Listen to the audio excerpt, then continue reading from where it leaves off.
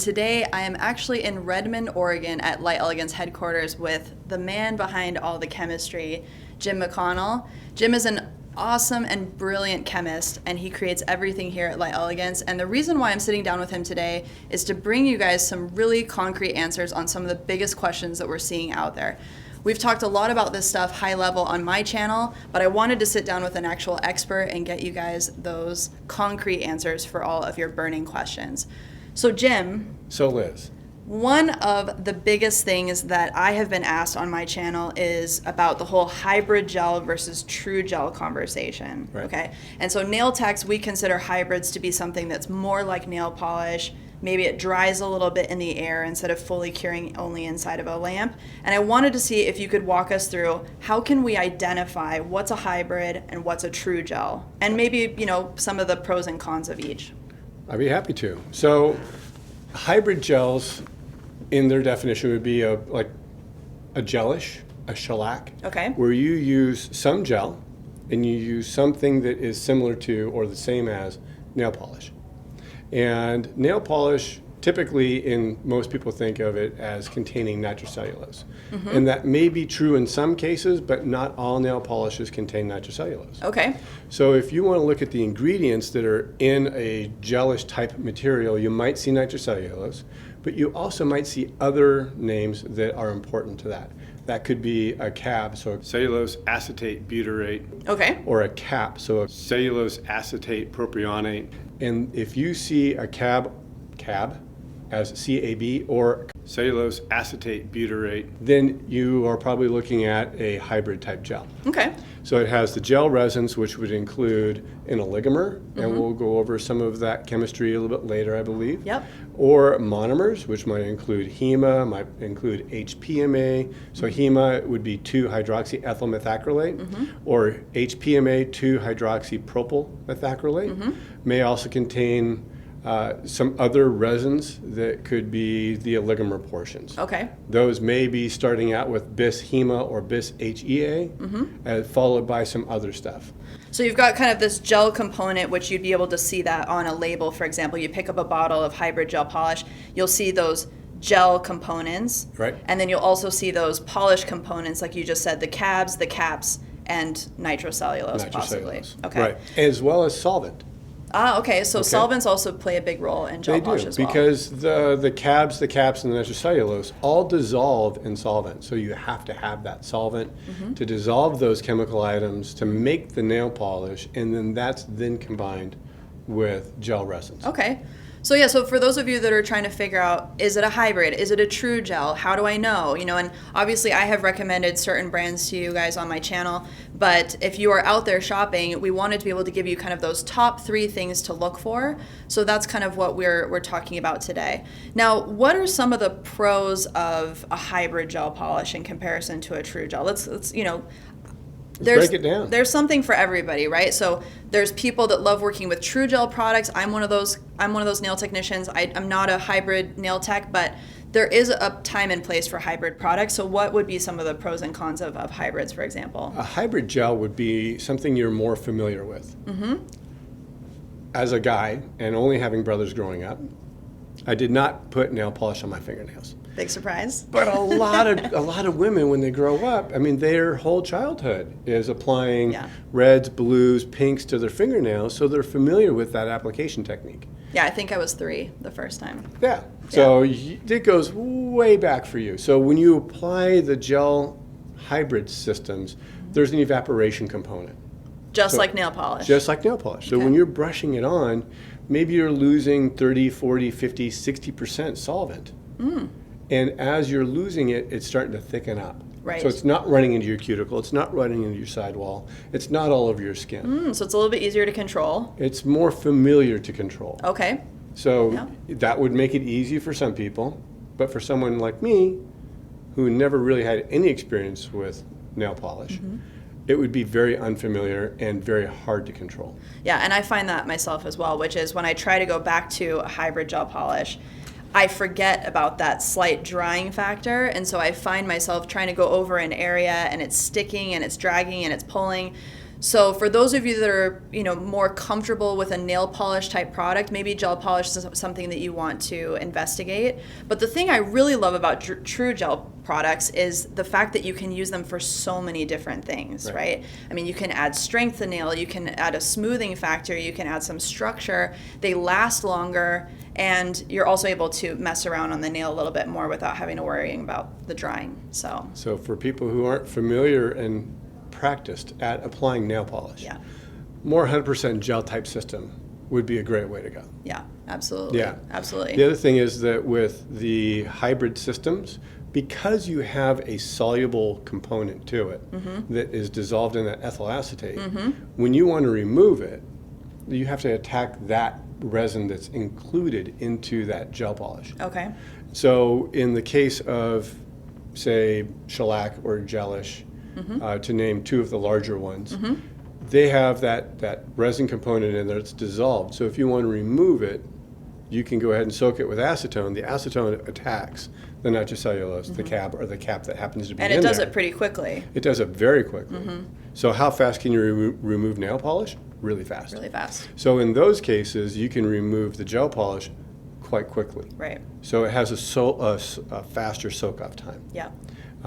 If it's a 100% gel or a true gel, as you call it, oftentimes we're waiting for that resin system not to dissolve in the acetone. We're waiting for it to be attacked and to break it down. Right.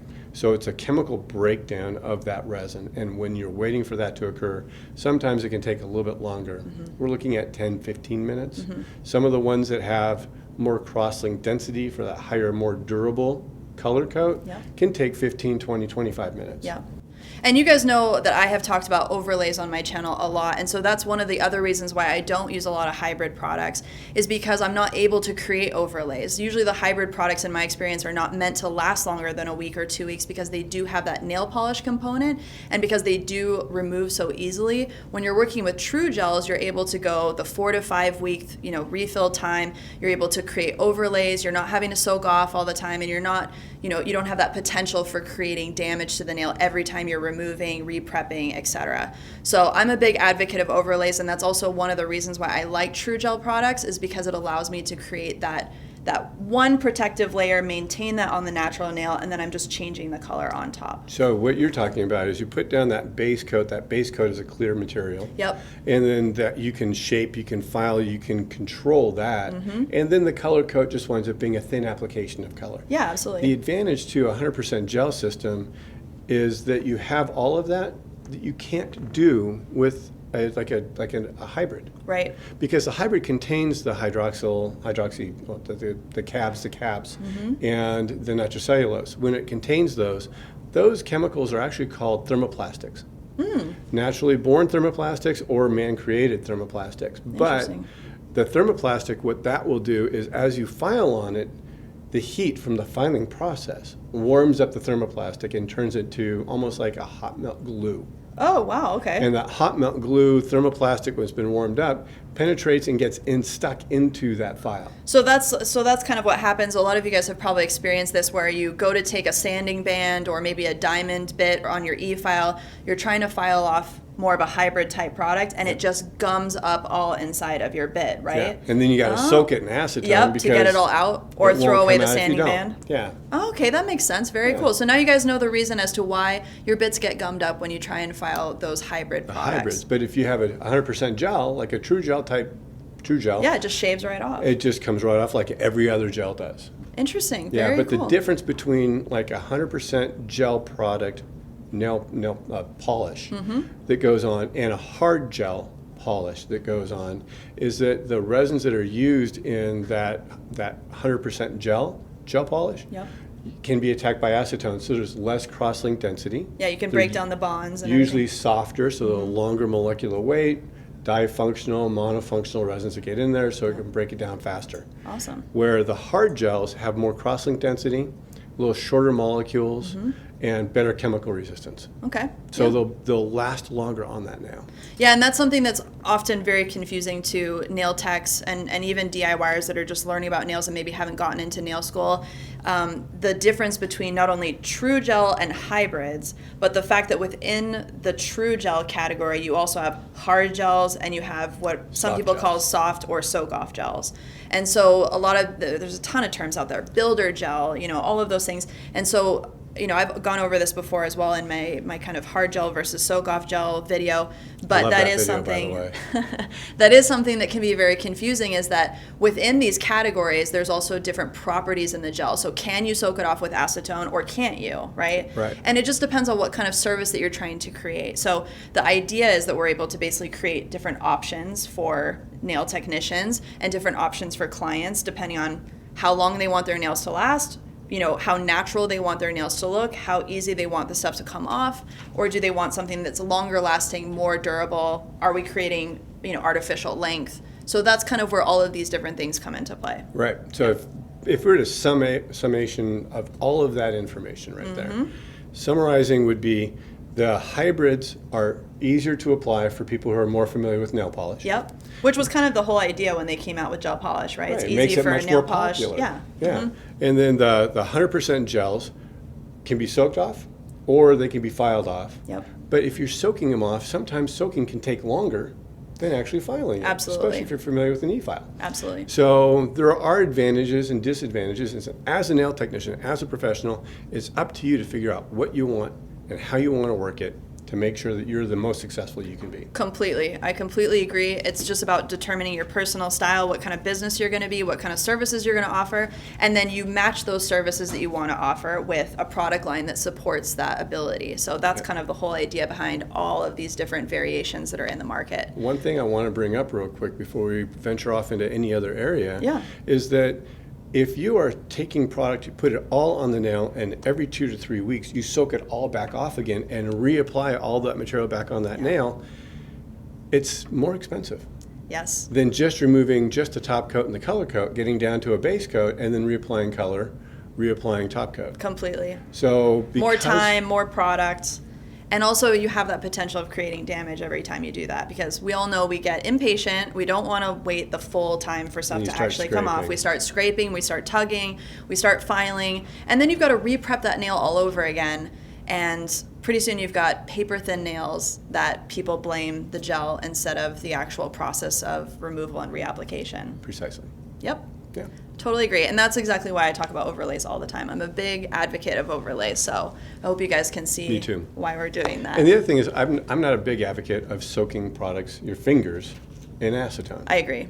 And the reason why is because the acetone removes the oil from the fingernail Yep. and the skin surrounding the fingernail. Very drying. And when you take all that oil out, the skin is not necessarily a chemical barrier. It is just it's just a substrate for the oils to stay in. Yep. The oils are actually the chemical barrier. Yep. And other than that, skin is just a membrane. So things can pass through it and get in your bloodstream. So if you're soaking your finger in acetone, you're removing the oil, which makes your skin more brittle. It also makes your fingernail more brittle. Yep. And then it also removes that chemical barrier that exists to protect your body from the influences around it. Yeah. And if you guys also remember, I did a video about the actual nail plate and how if you look at it really close up, it almost looks kind of like spongy, where it's got some, I don't know, some different pits and layers and layers of material. And so I also like talking about that as well, because same thing with skin, right? We're talking about at a very, very kind of microscopic level, if I want to talk about it that way, is that you do have that kind of sponginess where now you're kind of opening yourself up to absorbing things. So if you do, put on a gel that maybe is high in some allergens, if you're doing a bunch of acetone exposure, that would probably also create more of a situation where your body's more apt to absorb those things. To increase propensity for allergic reactions. Very nicely said, Jim. I like big words. Yeah. I like small words And too. succinct, very highly educated chemistry talk, which I really like. So, okay, so we can look at the label, which we're definitely going to, Jimmy's back here, our cameraman, and he's going to put some really awesome overlays on this video as well to make sure that all the words we're talking about, you guys are able to see them on camera, because I know sometimes some of the chemical names are just crazy. Blech. So we can look at the label, we can see these things like caps, cabs, nitrocellulose in these hybrid products when we're looking at them.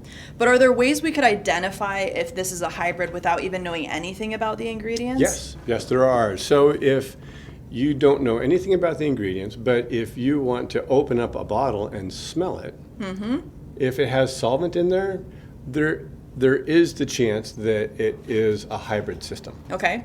So if I open up, well, let's use this. This is like a bonding system.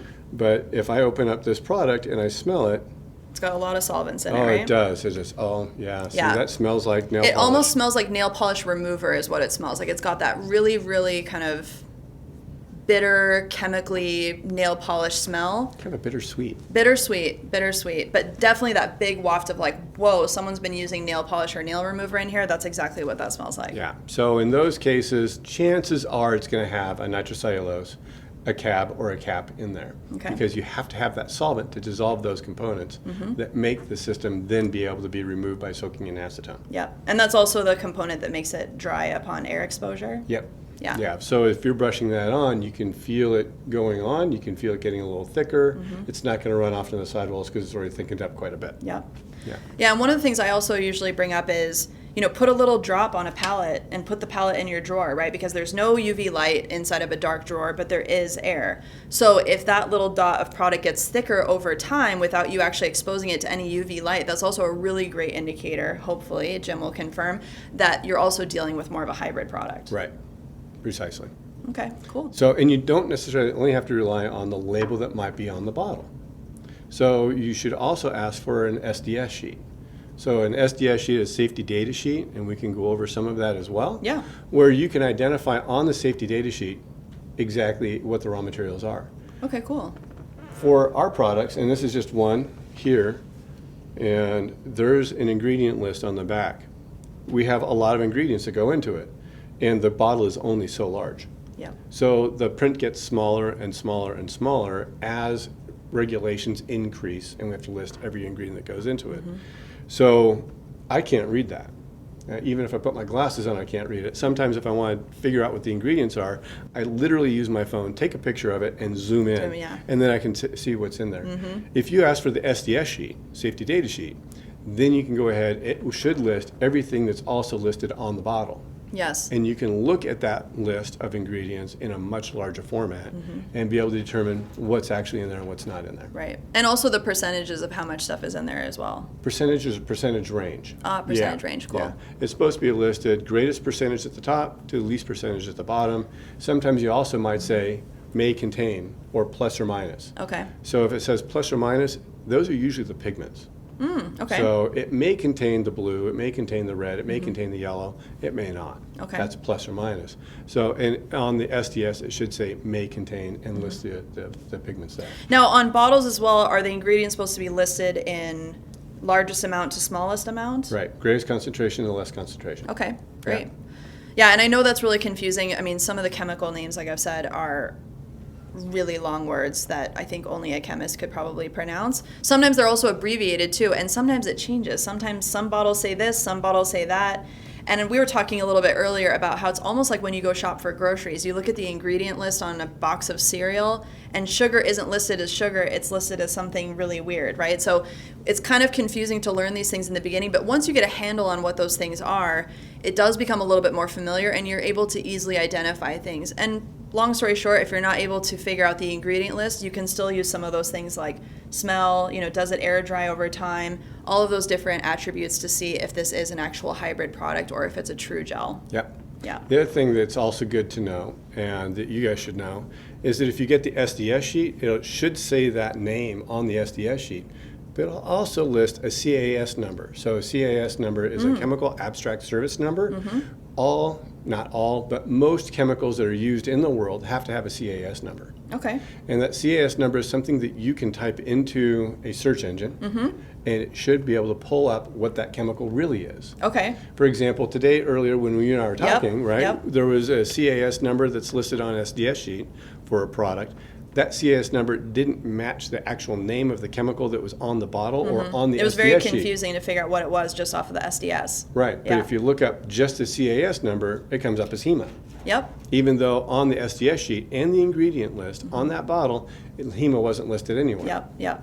So sometimes you do have to do a little bit of that reconnaissance to figure out what's going on. But at the end of the day, Jim and I were also talking about, and this is why I like to work with specific companies that really take accountability for their products. I mean, Jim is the guy who creates all of the wonderful products here at Light Elegance, and that's really important to me as not only a user but also as a distributor, is because I want to know that I can trust the person who's making the products. And if I do have these types of questions or I'm not able to figure it out on my own, I can always send an email into a company like Light Elegance, and Angela or Chelsea downstairs will get the information that I need, toot sweet, and it's really nice. So that is also something you guys need to consider, is when you're shopping for products, not only are you looking at the ingredients, trying to figure out if something's a hybrid or a true gel or what's going to work best for you, but also take into consideration the culture of the company that you're going to be working with. You know, this is something that you're kind of creating a relationship between your business and the product line that supports your business. So it's really important also to take into consideration that relationship, and do you trust the company that you're buying from?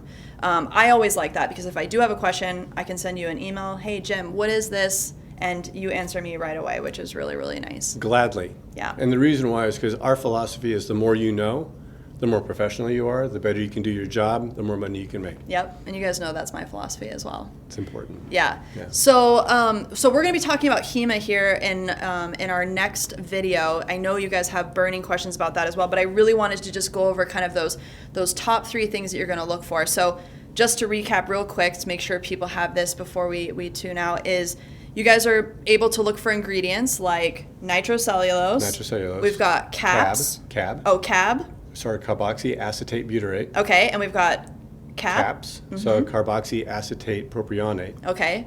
And you guys also are able to identify things off of like general smell. So solvents. we talked about solvent content. If it smells, I always say if it smells like nail polish, it probably is more like nail polish than it is like a gel. And that rule has served me well. So you guys can do a little bit of, I wouldn't stick your nose right up in there and start, huffing your products, but you might get high just and fall over. get a little bit of a waft on your product. I always like to smell things right away, get kind of a familiarization with what's in there, and does it smell like something else I know? But if it smells like nail polish, it probably is very close to nail polish. Or just to make sure there's a distinction. Some things smell like nail polish, but it's a bonding product. Ah, okay. So in this case, this is a bonding product. It has the solvent in there so that you only use the amount of resin that remains. And that's where you get as a proper amount. that stickiness. Yeah, same thing with our tack. Okay, cool. So our tack has some acetone in there. Yep. That acetone will help reduce the viscosity of the overall system, increase its performance, Yep. decrease the amount of that layer of bonding resin that's on there, and then you're better off. And give you the right Yeah. amount. Yeah, and most of this kind of hybrid thing, we talk about more so for like the color gels, right? That's usually where we find this hybrid true gel comparison, is when we're talking about a bottled color or a potted color. How do we know what the heck this is? Yeah. So absolutely, and then also you guys can try the dry test as well. Put a little swatch on a nail form or on a palette or on a tile. Stick it in your drawer, leave it for a few hours, and see, does it get stickier? Does it get gummier just sitting out in the air in the dark drawer? Or does it stay practically the same? And that's also, kind of one of those physical indicators, I guess you could say. I love tests like that. Me Love too. 'em. Me too. Because it gives you more information. Yeah. The more information you have as a nail technician, the better you can do. Yeah, and if you guys remember my video about cataloging your gels and all the characteristics of your products, that's a great thing to add to your spreadsheets, is write off, hey, this is a hybrid, this dries, this, because there's also things that you might use that for. There's nail art applications, you might want a more hybrid product that's stickier, that's tackier. Maybe you're gonna put foil on it, maybe you want something that's really grippy. So as you get more advanced in your career, there are going to be those situations where you do reach for that more hybrid product, or you do reach for that more true gel product, or maybe you decide, I'm a true gel girl or I'm a hybrid girl, so. Or boy. Or boy, that's boy. true. Yep. Sorry, Jim. There are a couple of men out there doing nails. Actually, there's more than a couple. There's some awesome boy nail techs out there, so There are. Yeah. All right, cool. Well, thanks so much, guys. We just wanted to give you these pointers for the hybrid versus true gel conversation, and we will be in touch again soon. Thanks, Jim. Thank you.